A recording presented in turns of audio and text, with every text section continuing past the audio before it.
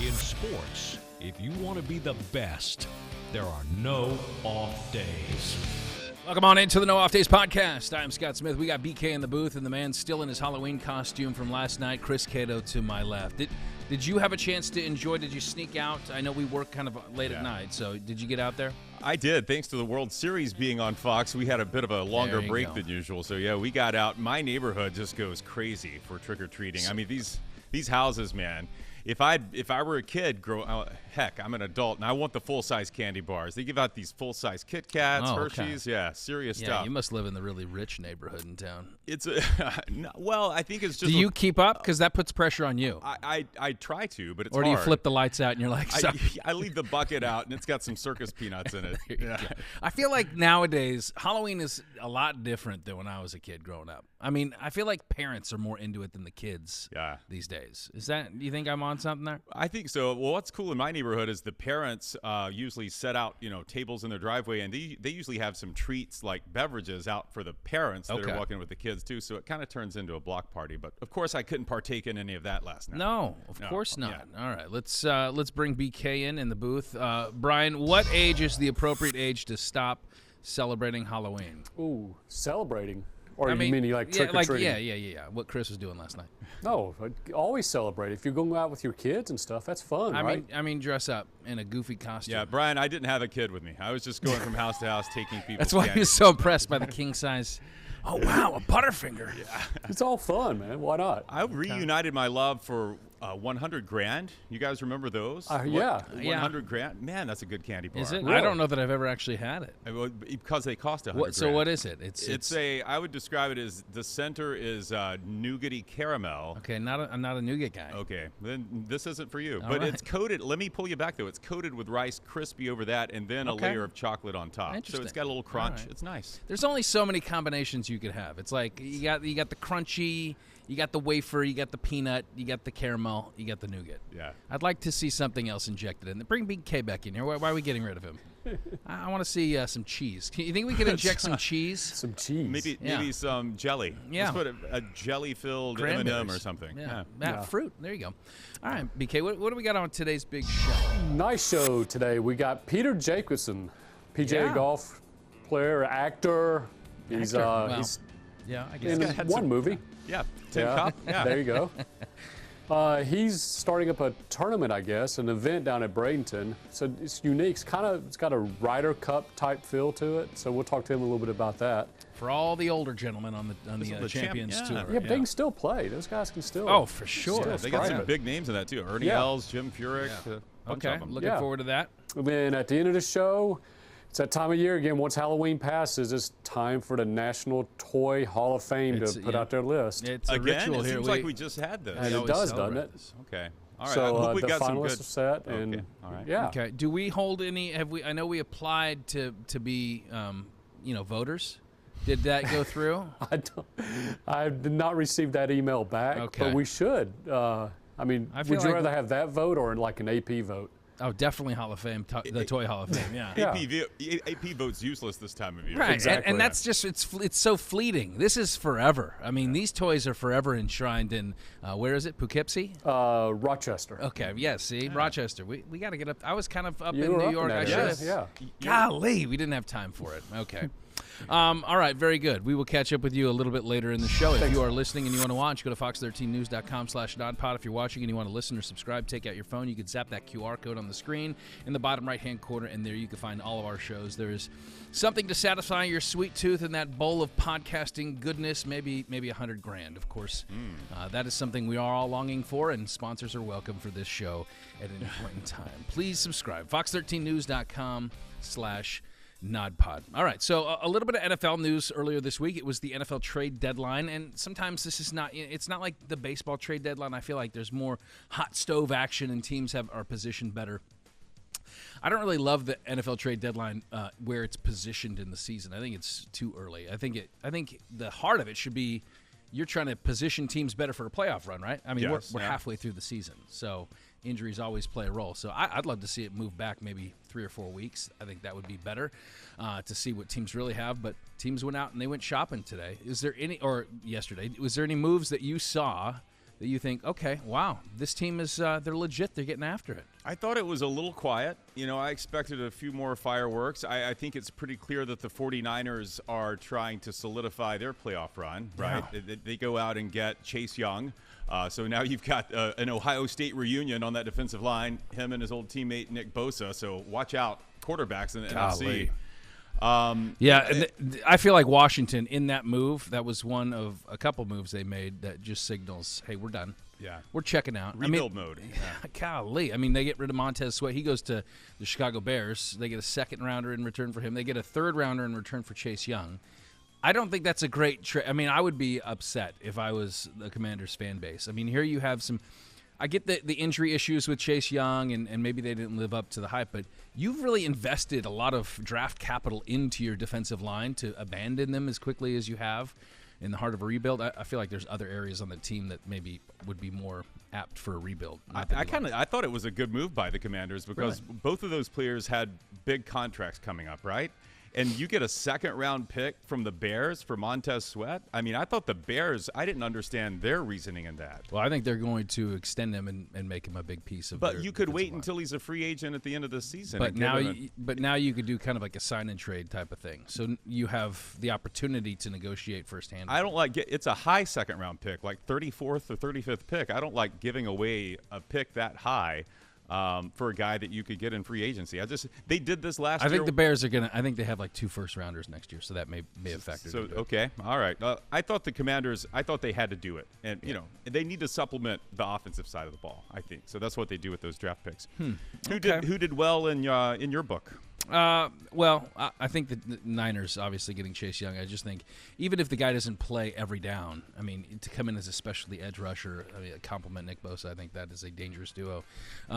The pickup, even the Vikings of going out and getting Joshua Dobbs, a guy that has starting reps under his belt to fill in for Kirk Cousins. They don't have to, cash their chips in yet, even though, the chances of them making any type of run are fairly slim because they're competition in the division. The Lions went out and got Donovan Peoples-Jones, ladies and gentlemen. A little Donovan DPJ? DPJ. He's back in his native Detroit. I actually think that's kind of a sneaky, decent move. I mean, I think he's a pretty good receiver. He kind of fits in the room, and they give up a 6-rounder for him, and they rent him, basically, see how he does. This is the last year of his contract, and maybe if he performs well, and he has every incentive to, he's a Detroit guy, that maybe it turns into a longer-term deal. So, who I thought did well and who they didn't lose or didn't trade was the Titans. No Derrick Henry. Yeah, that was surprising. That was probably the biggest name that everyone was assuming would be traded. So they hold on to him. He's still got, he's not maybe at his prime, but he's still very productive. Yeah. And DeAndre Hopkins stayed. And I think they saw in Will Levis, he had a really good, first outing as a pro. Maybe this is the time to build something for him to build toward the future. So and it's still a very winnable division, too. I mean, at this point in the season. So, why not? All right, let's switch gears to college ball. And the big story coming out of this last weekend is, Coach Prime in those Buffs. Man, they got robbed. Not on the field. They got robbed in their own locker room. Actually, this was the visiting locker room while they were playing UCLA. So you not only lose that game, but then you come back and then all of your jewelry was stolen. And Coach Prime says, this is a travesty. The NCAA's got to pay these guys back. What are your thoughts on that? He wants the NCAA or the Rose Bowl. He suggested the Rose Bowl reimbursing them. Let me find his quote here. This is great. They say, this is the Rose Bowl. They say the granddaddy of them all, right? I'm sure granddaddy has some money. Grandpa should have some money to give these kids. So who pays this back? Will justice be met? Well, first of all, I don't think the Rose Bowl. So the Rose Bowl is a committee that puts on a bowl game and a parade. This is a UCLA home game, so I don't think you hold them responsible. And the NCAA, come on, they can't help an old lady cross the street. They're not going to reimburse you for You're beating someone while he's down right now, right? The NCAA has like no teeth. Here's what I would say. First of all, okay, Colorado's players, especially Deion's quarterback son, Shedeur, made it very clear that they've got a lot of this jewelry, this drip. Like he's flashing this $70,000 wristwatch at games, like in front of the Nebraska players, in front of the Arizona fans. So you kind of are a victim of blaming the victim. Advertising. Oh, okay. All right, here's where I'm going with this. If you're going to bring your jewelry and everything to the games in a locker room, it's called a locker room. Put a lock on it. Yeah. I'm with you, but first of all, I get what you're saying. Like, if you deal in the currency of covetousness, okay, is that the word?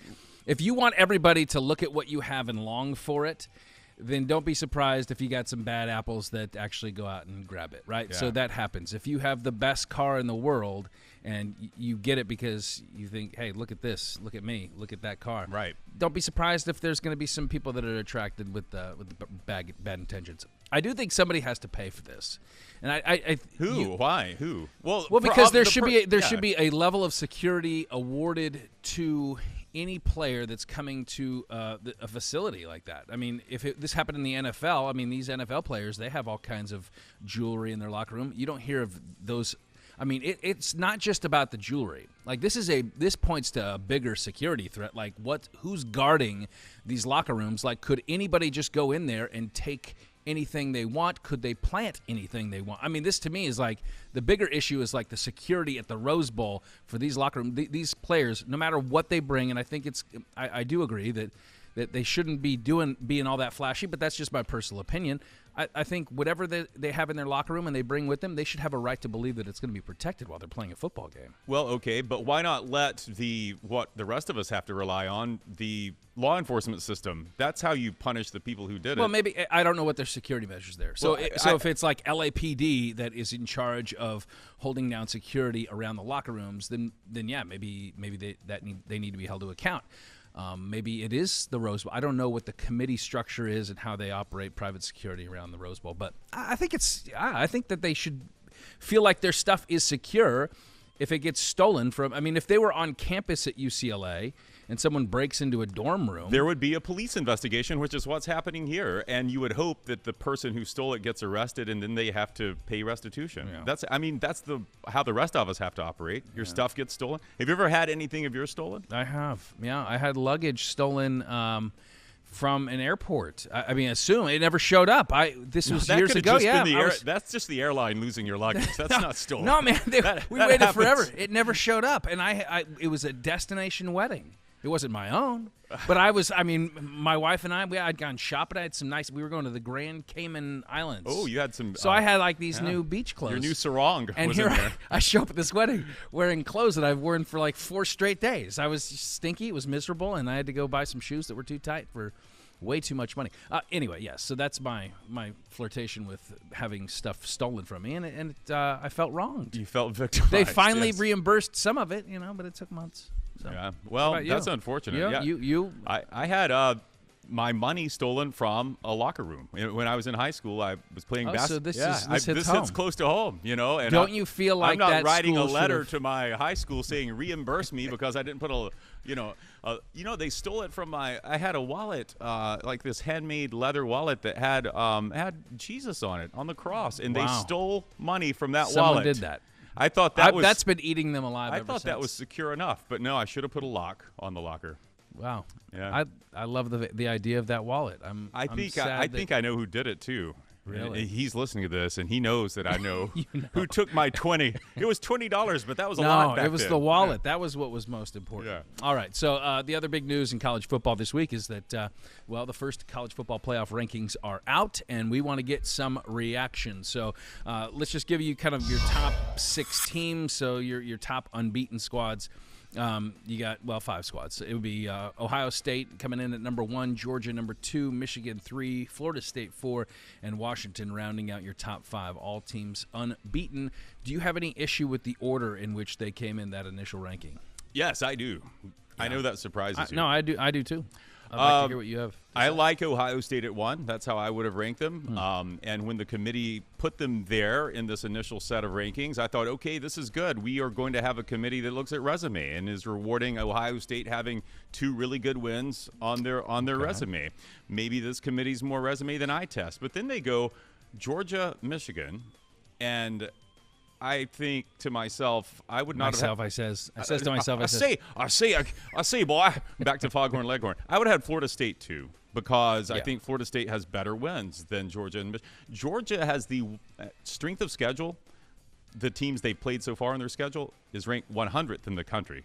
Michigan is 111th. Yeah. These two very good teams. They may be the two best teams in the country, but right now they haven't played very good competition. You're not impressed by the Wolverines' win at Minnesota? They're or what? Georgia beat Auburn. They beat Auburn. Outside of UNLV, everyone else on Michigan's schedule has an offense that ranks in the bottom of the country, like past 100. And their best win is Rutgers. You know, in Georgia, it's kind of similar. I mean, okay, Kentucky, they blew them out. Florida's not very good, but they handled a rival. But again, and both of those teams have their toughest test in front of them and have plenty of opportunity to prove that they're the two best. But I would have had Florida State second. I would have had Washington third, because I think Washington has that win over Oregon. Oregon is one of the four best teams in the country. So I think you have to reward Washington for that at this point. And I probably would have put Georgia fourth and Michigan fifth. That sounds like a personal vendetta just a little bit. No. How? That's not a vendetta. No, I think that would be the fair way to do it. Yeah, no, I'm with you. I mean, I would even flirt with putting Florida State number one. I mean, honestly, I don't think that their quality of wins, LSU out of the gates, essentially kind of a neutral site game. I feel like they're, win against Clemson on the road. Clemson's kind of fallen. It has, but I mean, but still, it's hard to beat them on the road. I mean, but I'm weighing. I mean, what does Ohio State have? They have a game. Notre Dame. They beat them by 3 at Notre Dame. They probably should have lost that game. Very closely could have lost that game, and then a one-score game to Penn State. That was at home, right? They dominated. They dominated Penn State, though. Okay, but those are their quality wins. Those two, right? Maryland's a pretty good win. A decent team. Yeah. Okay, so Florida State. I mean, you have the teams that we mentioned there. Plus, you have Duke. They beat Duke by 3 scores. Duke's a good win. Yeah. So I think you have a case for Florida State even to be number 1, but I'm okay with number 2 as well, and I agree. And yeah, even flirting with the Huskies, moving them up there beyond number 5. But all of this is going to sort itself out, obviously, in these coming weeks. But I feel like this might be a tell a little bit from the committee what conferences they are inclined to give more heed to, being Big Ten and SEC, right? So, it's those they have been the standard bearers, and I think that's showing already in this. I don't think it's purely on what you've seen on the football field. It can't be, or else I think Florida State would be higher than 4. So here's my question to you: let's say at the end we have 1-loss conference champs, okay, and it could very well end up being that way if Ohio State and Michigan end up,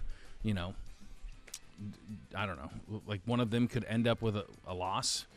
Probably not. They'll probably go in unbeaten, most likely. Maybe one of them will lose, but let's agree to this. Okay, is a conference champ is someone that's not in the conference championship going to make it in this year? Someone that's not in their conference championship, right? I believe that they could in the Ohio State-Michigan scenario. I think that's kind of what the committee may be setting up here. Because I think you'd have to have a lot of carnage for that. I don't know, man. Look, the way Michigan's positioned, if you and the game Ohio State-Michigan's played in Ann Arbor this year, I could totally see this happening. Michigan blowing out Penn State, getting a quality win, then beating Ohio State in a close one. Ohio State's got 1 loss, but it's a close one on the road. And then, of course, Michigan's going to end up playing, all those big Ten let's West agree teams. here. Any unbeaten conference champs getting in, right? Any unbeaten conference champs getting in. So, but of the 1-loss conference champs, let's say you have Texas in there with 1 loss. Let's say FSU runs the table, so they're unbeaten, they're in. Then you come down to like a Pac-12, an SEC 1-loss team in there, and a conference champ. How do you sort that out? I mean, if you have, let's say you have a Texas, you have a Washington with 1 loss, and then you have Georgia or Bama in with 1 loss. Okay. Now, what do you do with the Big Ten? What do you do with you already have an ACC in there. Well, I think with the Big Ten, then you don't have the Ohio State and Michigan both getting in. I don't think that happens if you have other teams that have a conference championship and have a loss. So let's just say it's 1 loss, okay? Okay. what conferences, what teams in that scenario are not getting in? Let's say you got, again, Big 12. Let's say it's Texas. Let's say Pac-12 is Washington. Let's say SEC is Georgia. Okay. Okay, and they all have a loss. And you got a Big Ten champ, unbeaten, and you got an ACC unbeaten. So you got 3 teams going for 2 spots. Right. It's going to come down to kind of what your inclination is on the conference, right? Yeah, and it's going to also come down to, did you blow out your opponent in your conference game? How did that look? It becomes a lot of the eye test stuff. It always kind of sorts itself out. I know that you're looking at this logjam here, but there's carnage ahead. Losses are coming. No doubt. But, yeah, that would be the committee's, nightmare scenario if that were to happen. It would be the perfect kiss goodbye to the 4-team playoff. Let me ask you this: these 4 that we have right now, the top 4. So I was looking at this in the 9 previous years of the college football playoff. These initial set of rankings that come out. So you've got 9 years of that. 9 times 4 is 36. So of those 36 teams that started out in the top 4, about half of them, a little over half, actually made the playoff. So let's say, for this sake of discussion, that 2 of these 4. So which 2 of these 4 do you think are most likely going to wind up there? Okay. Well, I don't want to just harp on my preseason prediction, which had no Big Ten teams getting in, because it's not looking great right now. But I think of these 2 Big Ten teams, I'm going to go with Michigan. So I'm going to lean Michigan. FSU, I think, golly, 1 loss could knock them out, given what they think of them. But I'm going to say there's no way an SEC team doesn't get in. I mean, let's say Georgia doesn't get in and Michigan doesn't get in, and it's Bama that wins the SEC, and Michigan gets out by virtue of an Ohio State loss at the end of the year. Okay, how about that? All right, and then I guess FSU. I just think FSU has one of the easier roads. We kind of established this. I think that they're probably going to get in. I think at this point it's fair to say that a Big Ten team's getting in. I think it's probably Florida State and Michigan. Cheating Michigan. Getting out? No, getting bumped. Getting in. Staying in. Okay, so we're on the same page. I think it's Florida State and Michigan, even though Michigan has cheated. But I know it's all allegations at this point. Well, I think Harbaugh's ready for Vegas, right? Isn't he taking over? All right, so big game this weekend. We have quite a few. I've been wrestling with some myself. I do love the Bedlam matchup.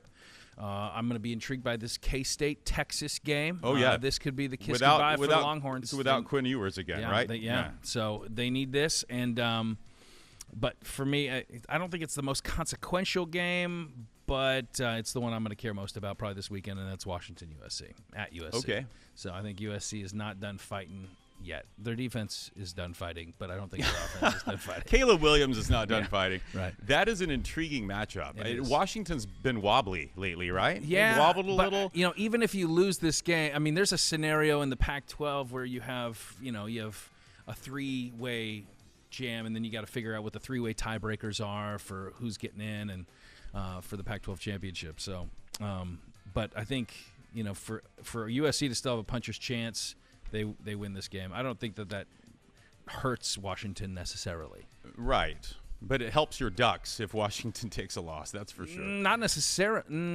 Not necessarily, because if they run the table and they beat USC, then they're the clear number 2 and they play Washington in the championship game. Right. But you know how it gets with these tiebreakers. Sometimes it's like, okay, my head-to-head gets thrown out with you because I lost to this other team, and so it kind of nullifies that. So I haven't looked that far into it because we still have about a month and a half to go or a month to go.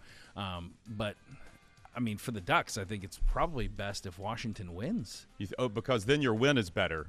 I knew your loss is better. Not only is the loss better, but then you don't have this muddied up number 2 spot. That's a good You can point. go into the Pac-12 championship as the number 2 and then try to beat Huskies then. It'd be a good game. Did All you right, see what do you got? Okay, I'll not give you my gambling advice on that one. It's going to be good.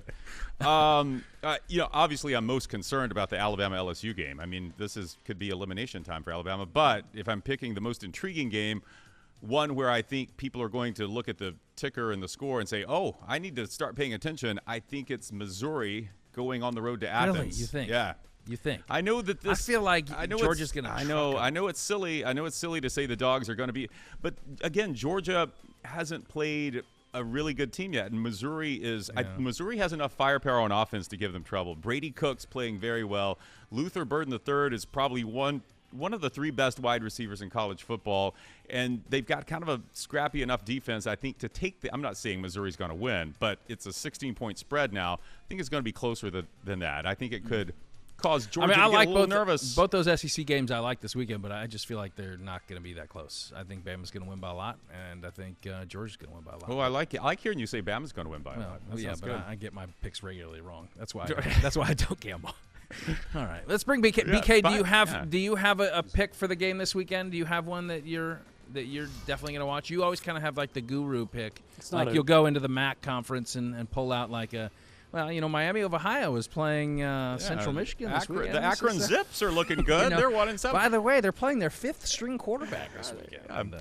BK did give us. We did this 2 weeks ago, and he gave us UCF and Oklahoma. It was. No one thought that game would be good. Yeah, that's what I'm looking for. I need a guru pick right here. Well, I mean, you kind of hit on it when you were talking about the playoff scenarios, and the team that when I saw the rankings that came out was Ole Miss at number 10, and that game with Texas A&M, because you want a scenario where an SEC team does not make the playoff, have Ole Miss beat Georgia next week. Georgia, run the table and beat Alabama in the championship. Ole Miss runs the table. They're on 1 loss. Is to Bama. Mm-hmm. They could easily sneak in there, and they beat the 2-time national champs. Oh. Yeah. And they won't even make the championship game because they lose the tiebreaker to Alabama. So, I mean, that's a scenario where I can see SEC being out. So that reason alone, I'm watching Ole Miss, Texas A&M. I just want to see how Texas A&M, come on, they got to start. Because you think maybe the Aggies knock them off. No, I think Ole Miss is really good, and I think also it's kind of fun this time of year, which now that the playoff rankings have come out, you find other teams watching these other games. You got like Texas cheering for Oklahoma because they need Oklahoma to win to boost their rankings up. Because in LSU, people cheer LSU. Ole Miss wants LSU to win to boost their rankings. And that's a good point. If this were the 12-team playoff, then we wouldn't care. They wouldn't care. No. They wouldn't be cheering for LSU. You're right. Let's keep it at 4. 4 is better. You're right, Brian. You were right all along. I can't believe I went back to Scott on this. You would just care a lot more about that Ole Miss Texas A&M game. That's what I do think that's a good pull, though, and I think we're always curious to see if Jimbo's head is going to explode during a game, and if this, if this is going to be his final game. So we'll find out. Right. This might be the last one. Well, I don't feel like we've talked enough about the University of Oregon in this college football segment. So what do you say we bring in one of the distinguished graduates of the University of Oregon? What do you think? Yes, let's do it. All right. Well, we are pleased to welcome in 7-time PGA Tour winner, longtime golf commentator Chris, and now chairman of an upcoming event called the World Champions Cup coming to Bradenton, Peter Jacobsen on the No Off Days podcast.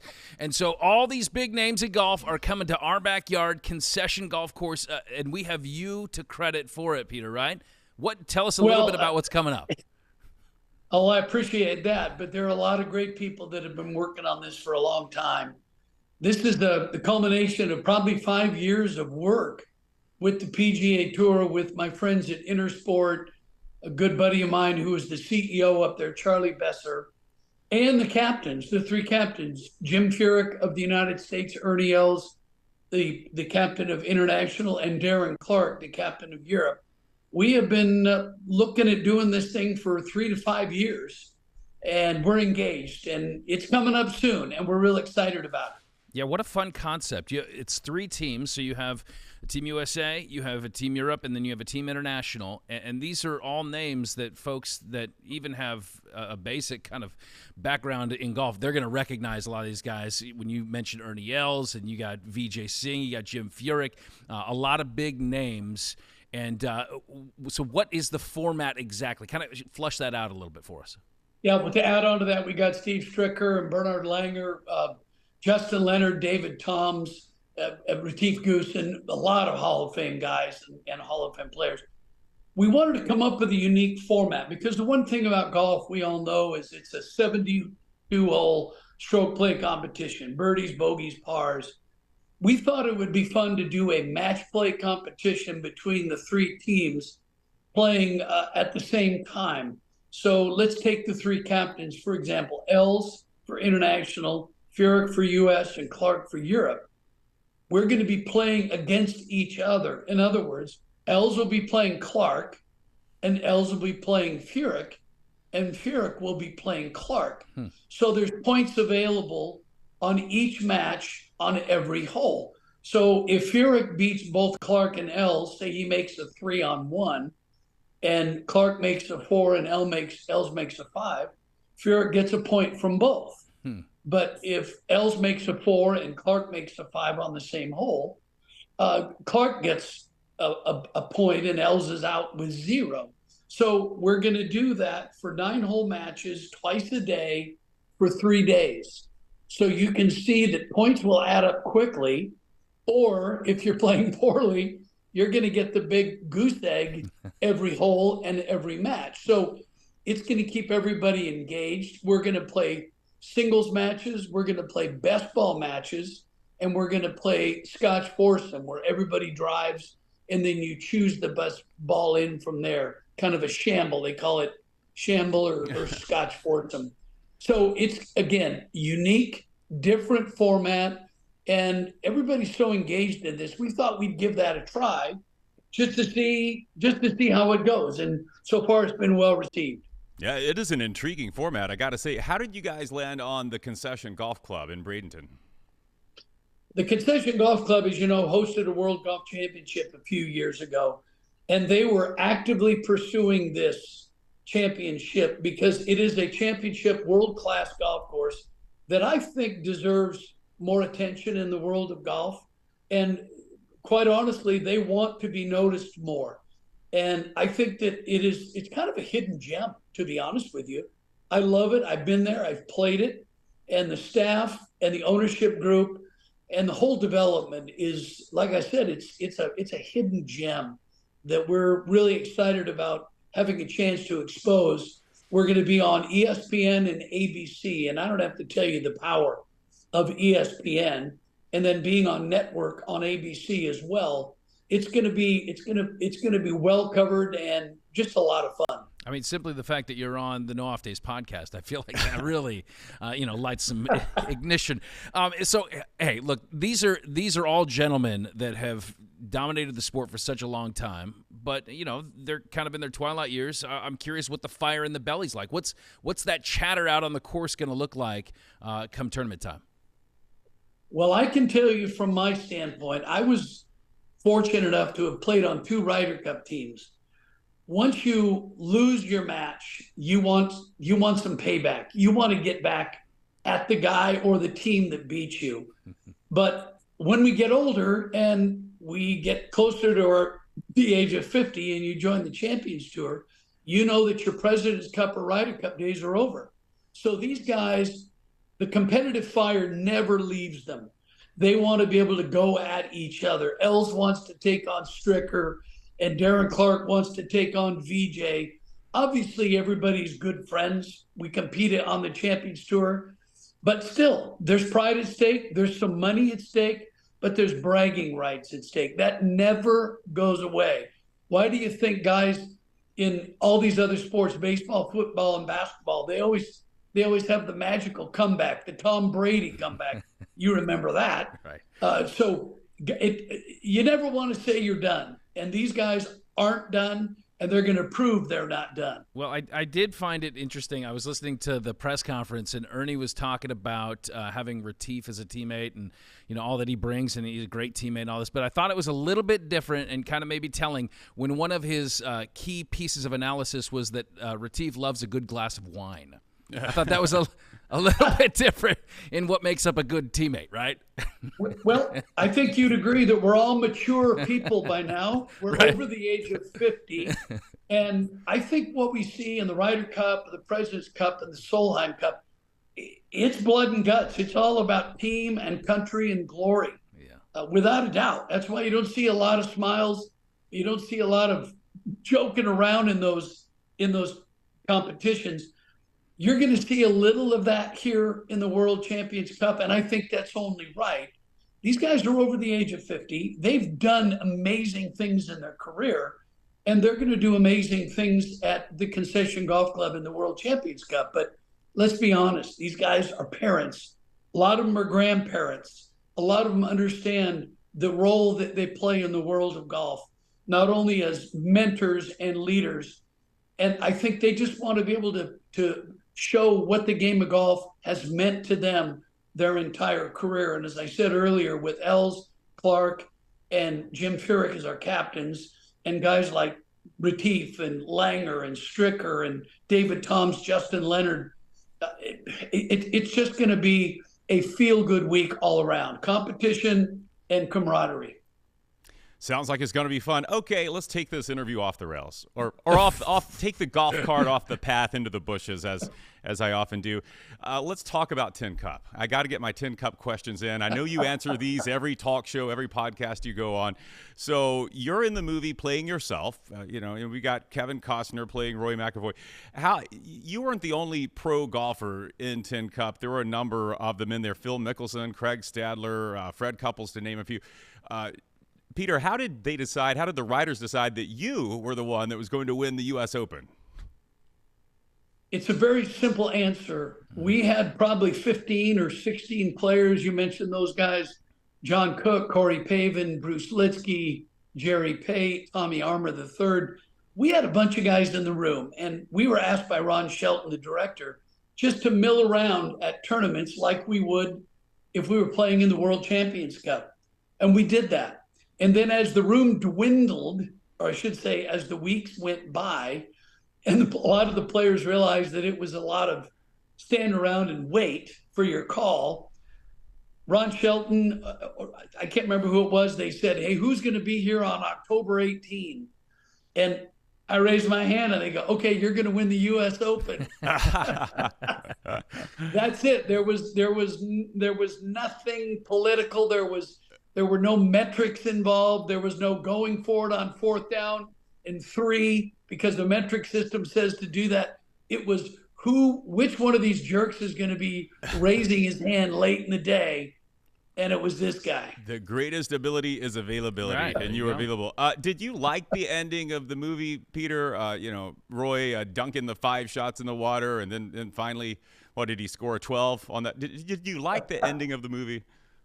Well, I loved it because I won the U.S. Open, but I'm still pissed off because the USGA does not give me credit for that major championship. Right. I didn't like the end because nobody would do that, and Ron Shelton explained that's why this movie is so out there. Why it's such an outrageous finish, because only Roy McIlroy would want to prove that he can get it there from the fairway, and that's why when Cheech was saying, let's go to the ball drop, he kept saying, no, give me another ball. And he wanted to prove it to himself, probably more than the world watching, that he could get it on the green. But it was a blast. I have to say, Kevin Costner and Don Johnson and Ron Shelton, the 2 stars and the director, were fantastic to us tour players. They made us feel like we were actors, made us feel like we actually belonged on set. It was a blast, something I'll never forget. Peter, because you've rubbed elbows with Hollywood elite, best famous person, non-PGA player, obviously, that you've ever played golf with? That's pretty easy. That's Danny Ainge. Really? Remember Danny Ainge? Oh, yeah, of course. Boston Celtic. Yeah. Boston, and I'm proud to say that Danny and I are from the same state of Oregon. He was born down in, I believe, in Eugene. And he obviously went to college, played at BYU. But when he played for the Blazers, Danny would score 30 points the night before, and then we would go out and play, and he'd shoot under par the next day. Danny Ainge, clearly, and I've played with a lot of good ones, played with over my years playing in Pro-Ams. Danny Ainge still stands out in my mind as the guy that could really bring it. Okay, who's a bad one? And you can't say Charles Barkley. Maybe you've played with. Yeah, that would be upset if you outed them as a bad golfer. Right. Oh my gosh! Now you've stumped me. I was going to say Charles, but I will give Charles a little credit, thanks to his good friend Stan Utley, who's a very famous PGA pro, very good friend of mine, PGA of America teaching pro, and he's worked with me on my short game. He has helped Charles become a much better player than what you see on TV at the American Century Championship in Lake Tahoe. Charles on the range before we go out to play, he pounds it. He just gets a little bit stuck on his downswing, maybe because of the pressure, because we all know the pressure in golf is the greatest pressure in sports, right? For sure. That in Game 7. Damn right. I mean, who wants to play those Game 7s? There's just way too much pressure for those guys. Like guys like Jordan and Steph Curry, they just can't handle it. All right. But Barkley, yeah, he's much maligned. I can't think of anybody else. Put it this way: if I did play in a pro-am with them, I forgot it. They were forgettable. The best I could ever hope to be is forgettable on the golf course. Before I let you go, I have to ask you this because I am an Oregon Duck fan. Oh, here we go. You are an Oregon Duck, and do you follow? There you go, baby. Do you follow the current football team? What are your thoughts? Give me a breakdown. Well, I want you to know that being a University of Oregon alum, I have had a skybox at Autzen Stadium since day one. For the last 35 years, wow. I have a skybox. You ever want to go? Yes. Let me know. Okay. I've been to every home game this year. As I sit right now in the great state of New York, I will be heading back for the next home game. I think it's USC. But I will say this about Dan Lanning. Dan Lanning is the most down-to-earth guy. I've played golf with him. I've spent time with him. He's just a great person, and he's a family guy.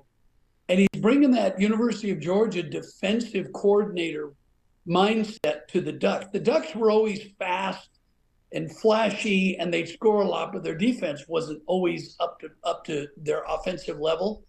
They're good on both sides of the ball, so I'm relatively optimistic.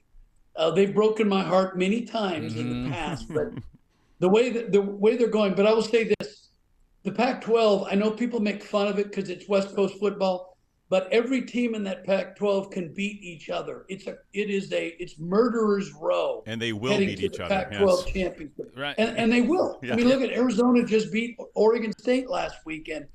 Oregon handled Utah, but they've got Cal, SC, and Oregon State coming up. So put me down as a huge fan of the Ducks. Yes. Everything Oregon. And I'm a huge fan of Dan Lanning. Well, as I've mentioned earlier, a few weeks ago, I was like, the Pac-12 is a circular firing squad down the stretch. It's going to be tough. I mean, but Chris Cato here to my left, my co-host, he's a big Bama fan. So, in fairness, hopefully we can have a little playoff square, a little showdown here. I believe the Ducks are the best team in the Pac-12. I've said it. In spite of that loss to Washington, you play that game again, the Ducks win. Yeah. Neutral site. They're more physical, I think, and Bo Nix, even though he's a former Auburn guy, he's my Heisman candidate right now. So I'm all in on this Duck love. He's also 2 years older than you too, so it's fantastic. He's been in the league. Well, so I will while. say this. The reason Alabama is so good is their athletic director, Greg Byrne. He cut his teeth at the University of Oregon. His father, Bill, was the athletic director. Close friend. I know Greg very well. And Greg is doing a great job at Alabama. I mean, I can't even imagine. Alabama could beat half the teams in the NFL year in and year out. So I'm a big Bama fan, and I just love college football. I just love to see these kids excel and become who they're going to be. Oh, you're talking our love language now. We're going to have you as a weekly guest. Well, I know what I'm doing next weekend. Sounds like Skybox at Autzen with old Peter. Skybox Scotty. Beautiful. All right. Well, if you want tickets to the upcoming Champions Cup at in Bradenton at the Concession Golf Club, you go to worldchampionscup.com. Tickets available now, December 7th through the 10th. Peter Jacobsen, thank you so much for carving out a little bit of time, and go Ducks. Thanks, Peter. Go Ducks. There it is. Thanks, guys. Jacobsen's laying up. All right, I'm just looking up, see if we have direct flights from Tampa to Eugene. No, Eugene does not have an airport. Okay, that's a problem. Don't you think he makes that offer, though, to every podcast host he interviews that likes the Ducks? He saw that we were wearing green. I think that warmed him up immediately. Yeah. I don't know, all right. Man. Well, he's a lot of fun, and that's going to be a fun tournament to watch, and it's coming up here the first week of December, just down the road, right across the Skyway Bridge. Let's bring in BK. All right, this is one thing that we cover consistently on the show. We are committed to it. We're not going to let one of these years slip by, but we're not talking about the toy Toy Hall of Fame. And we have the finalists for the 2023 class. Can I just recap what last year's class was? Please do. Because I think we came in with what we thought last year. Yes. And there was the list of finalists. And then I was a little disappointed. I don't know if you got all your picks in there. No, I didn't. I wanted Sand to get in, and Sand didn't make it. Yeah, or Dirt and Stick. Yeah. Did they make it last year? So last year, top the class. The spinning top. The top. Yes. I feel like you had to. It was like there for so many years. It was the second toy ever invented behind Stick. And it was just like, okay. It was almost a Lifetime Achievement Award. Exactly, Yeah. Master of the Universe, so Yeah. He-Man, right? Big. And then Light Bright, which I was in favor of that. Yes. We like last year's as a child of class. the 80s. Yes. Yeah, All that's right. good. So You got to have BK. a choking hazard toy in there. Well, Light Bright, those little lights. I know. I think Yeah. you could swallow them past those. Oh, though. there's one in this year's finals. Mommy, too. the toilet's lighting up now. Light, bright, light. All right, so give us our finalists for the 2023 class. It is not just a 2023 class. Oh. This is the 25th Hall of Fame class. How about Oh, that? wow. is So that it's like silver? anniversary class. They Silver? get a silver jacket. The They inductees do. 12 finalists, and then they're voting on them, and the top 3 votes will get, I think next week's when they announce it. So we'll have to update Wow, it next that's week. quick. Okay. So here's what we'll do. I'll give out the list, and you give me your top 3. Yeah. Okay, you ready? Yeah. Okay, it's going to be baseball cards leading it off. Solid. Then the game Battleship.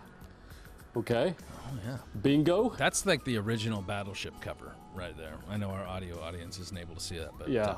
Yes, but it's a couple of they definitely have some illustrated pomade in their hair. kids that came out of like Leave It to Beaver. And have you Hey, Wally. look at it closer? I don't know if y'all. The dad and the son's playing. And then back in the background in the kitchen, it's the mom and the daughter doing dishes. Oh my gosh! Oh, I noticed Oh, my that gosh. when I saw it. So I don't know if that's going to hurt them in the Yeah, voting. it could be. These things never go gotta away. update these graphics. Yeah. All right. We got Bingo, Bop It, which I've never done. Cabbage Patch Kids. You've never done a Bop It? Not, I have not. I haven't either. Then this one I've never heard of, but I think you have Choose Your Own Adventure game books. Yes. Oh, yeah. No, Yeah. I've never done that. yeah. Connect 4, Ken, of course. Little Tyke's Cozy Coop. That's a card that What is Ken wearing? Is that like a velour jumpsuit? I think that was his original. That's his smoking jacket. Is He was Hugh Hefner? he was also playing Battleship while Barbie was doing dishes. How many Barbies can I have? Repeat finalist, I believe, here is Nerf. Nerf ball, all Nerf But toys. this is, again, we talked about that. I do Yes. remember this. It's like Nerf has so many products. So is Pick one. Is it a already in? football? Hey, well, Is how it a did- Nerf gun? this looks like the original the Nerf committee ball. Just the gave the ball as its presentation picture. Yeah, but so. the description of Nerf here just says Nerf toys. Nerf toys. I know. They're Yes. trying to get in. They're trying to usher in. This Well, is, see, now, if I was Nerf, I'd be against this because I'd say, no, I think we can get in on multiple different toys. Yes. So you're trying to get us in just on brand. Don't put in just the 85 Bears defense. Put in individually. Exactly. Yeah. You got to get the fridge in there. You got to, Singletary. It's like the all those independent guys. candidate jumping in the president race. He just exactly. starts picking off All right, things. okay. Hey, we've got a first-time finalist, Slime. Slime's in. Okay, it's about that time. And then rounding out the class, Teenage Mutant Ninja Turtles. That's your top the 5 finalists. like the plastic figurines. Yes. Yeah, that's what it looks like Yeah. on the screen. Heroes in a half shell. Turtle power. Who was your favorite Ninja Turtle? I was a big Leonardo guy. Really? Love the swords. That's Yeah. Michelangelo's the funny guy. Yeah. He loved pizza. He Well, they does. all kind of loved pizza. They but did. Splinter was very underrated too. He was. Okay, so look, first of all, I want to put Bop It on there, and I'm a little sad that you've never played Bop It, Brian. But Bop It is. How it's do a you play Bop It's a It? fantastic game.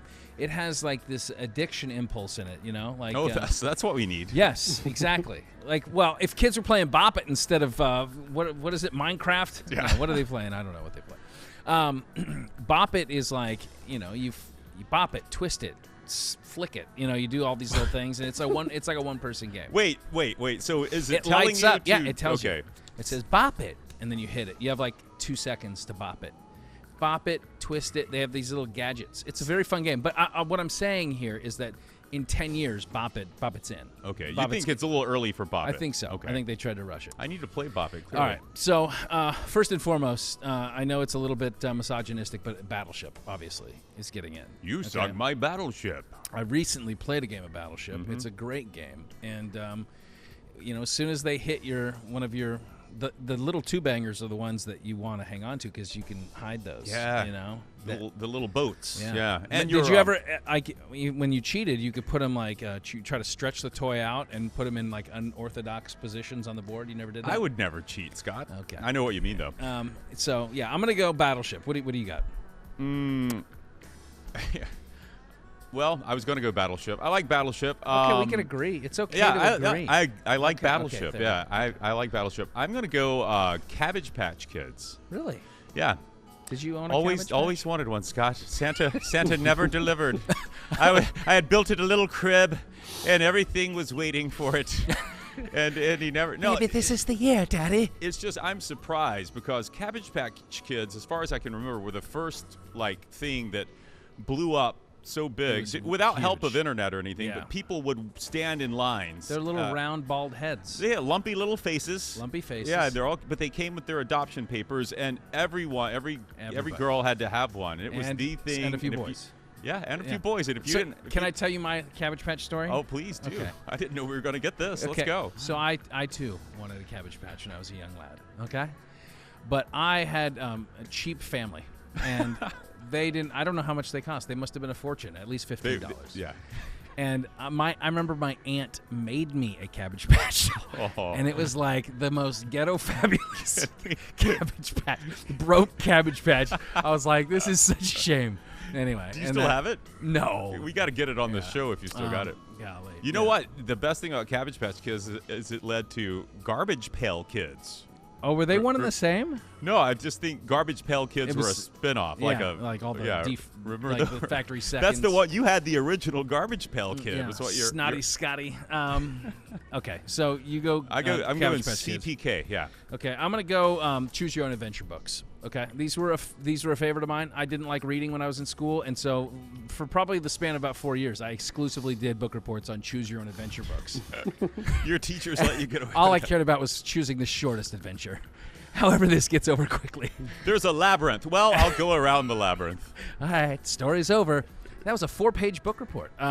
So I enjoyed those. Those are fun. I think it was like designing a new way to read and engage kids in reading. So I enjoyed those. Now, be honest. You already outed yourself as a Battleship cheater. Did you ever cheat when you chose the wrong adventure? You fell off the cliff, and you went back a few pages. I sometimes played it backwards. You told yourself, I didn't really choose that. Well, look, when you rent it from the library, you got to find the other adventures, right? So it was like they were tucked inside. Yeah, and maximizing it. All right. I love those, but I'm not putting those in my. That's not a toy. A book is not a toy. Why is this a nominee? This is a toy. This is because not. You get to choose your own adventure. What other book do you get to choose your own adventure? A lot of books. No, just by reading them, by opening the cover. You're choosing they're making you go on the adventure. A book. Here, you get to choose it. This is simple. You are engaged. A book is not a toy.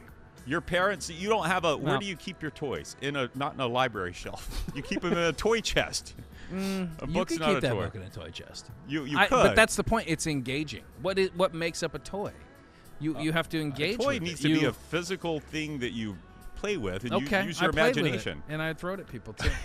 All right. What do you got? What's your third? Give me your third. I'm going to go Connect 4, I believe. Oh, okay.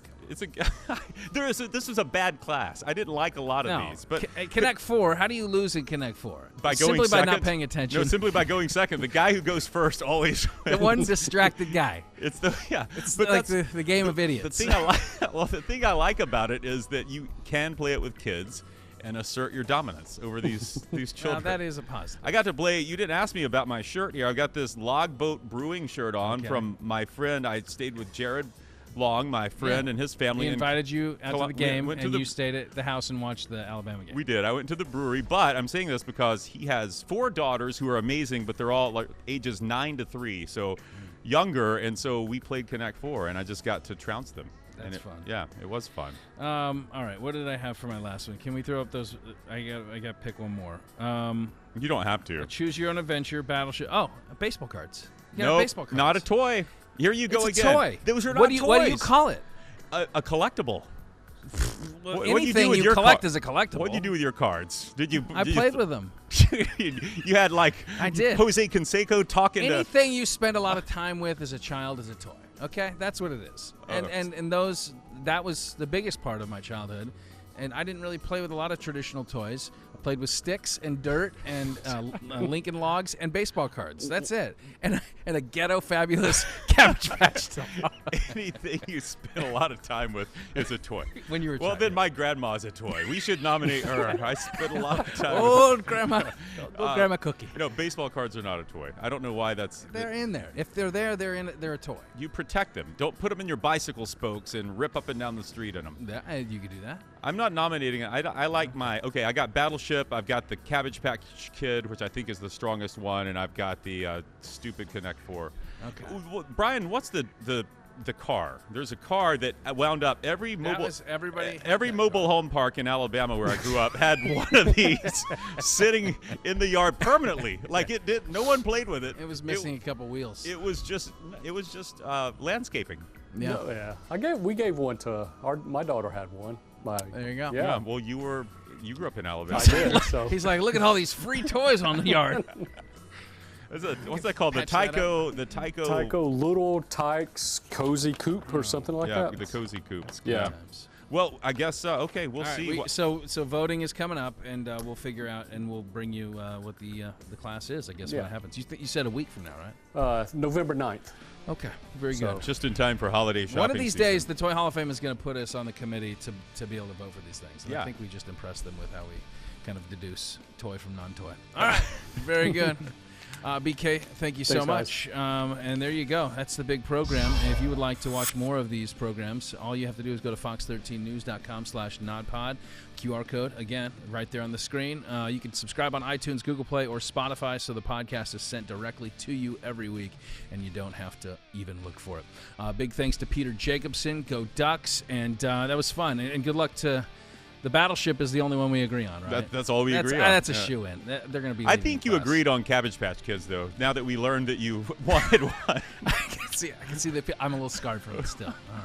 Until the next time we are on, there are no off days. I want to see that. You too.